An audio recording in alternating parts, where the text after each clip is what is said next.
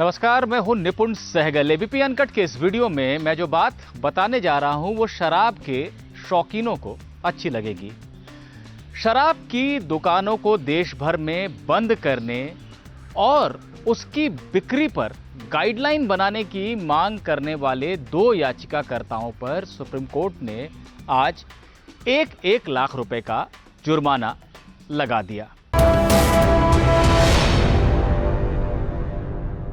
2 याचिकाकर्ता supreme court पहुंचे थे शराब पर अलग अलग दिशा निर्देश की मांग को लेकर। दोनों को ही अपनी मांग भारी पड़ गई।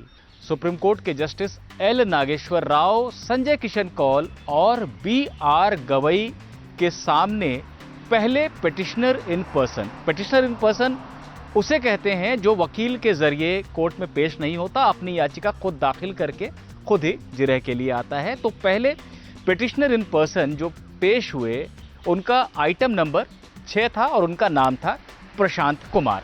प्रशांत कुमार का यह कहना था कि देश भर में जिस तरह से शराब की दुकानों को खोल दिया गया है, उससे भीड़ उमड़ रही है और सोशल डिस्टेंसिंग के नियमों की धज्जियां उड़ रही हैं। इसलिए सुप्रीम कोर्ट ये आदेश दे कि सभी दुकानों को बंद कर दिया जाए। इस पर कोर्ट ने कहा कि सोशल डिस्टेंसिंग का पालन होगा या नहीं होगा, यह देखना प्रशासन का जिम्मा है।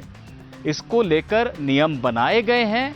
शराब का कोई दुकानदार तो बाहर आकर देख नहीं सकता कि कहां तक लोग खड़े हैं और किस तरह से वो पालन कर रहे हैं।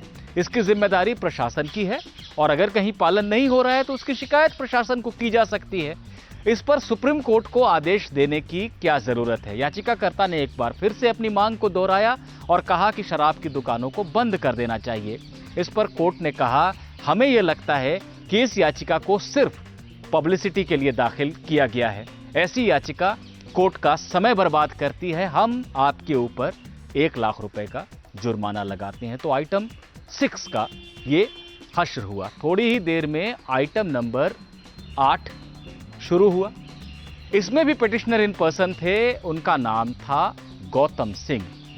गौतम सिंह से जजों ने कहा कि देखिए, अभी अभी हमने एक ऐसी ही याचिका खारिज की है जिसमें शराब को लेकर याचिकाकर्ता कुछ मांग कर रहा था। उनकी मांग थी कि दुकानों को बंद कर दिया जाए। याचिकाकर्ता ने, जो इस मामले में याचिकाकर्ता थे गौतम सिंह, उन्होंने छूटते ही कहा कि नहीं, मैं शराब की दुकानों को बंद करने की मांग नहीं कर रहा हूं, लेकिन सुप्रीम कोर्ट को कोई दिशा निर्देश बनाने चाहिए शराब की बिक्री को लेकर। इस पर जजों ने कहा कि शराब की बिक्री कैसे होगी यह तय करना कोर्ट का काम नहीं है, सरकार का काम है और सरकार ने दिशा निर्देश बनाए हैं। आप चाहते हैं कि हम सरकार का काम करें और यह तय करें कि शराब की बिक्री कैसे होगी। इस याचिकाकर्ता ने भी जब अपनी मांग को दोहराया तो कोर्ट ने भी अपनी उसी बात को दोहराया जो थोड़ी देर पहले कही गई थी। कोर्ट ने कहा कि हमने पिछली याचिका में भी कहा था कि ऐसी याचिकाओं का मकसद सिर्फ प्रचार पाना होता है और इसके पीछे कोई गंभीर वजह नहीं होती है। याचिकाकर्ता कुछ नाम कमाने के लिए सुप्रीम कोर्ट में याचिका लेकर आ जाते हैं।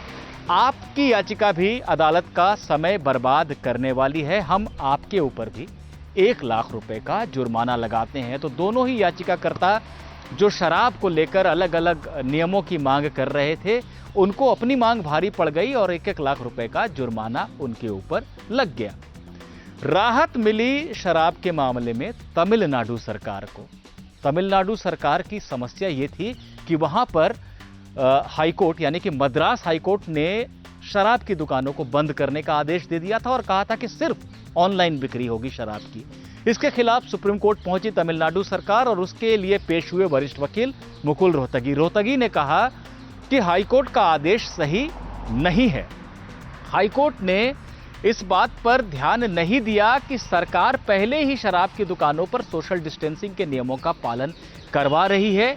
ऑनलाइन शराब की बिक्री में सिर्फ 2 बोतल शराब की बिक्री की जा सकती है और बहुत सारे लोग हैं जो ऑनलाइन आकर शराब नहीं खरीद सकते, उनके पास ऐसी सुविधा नहीं है।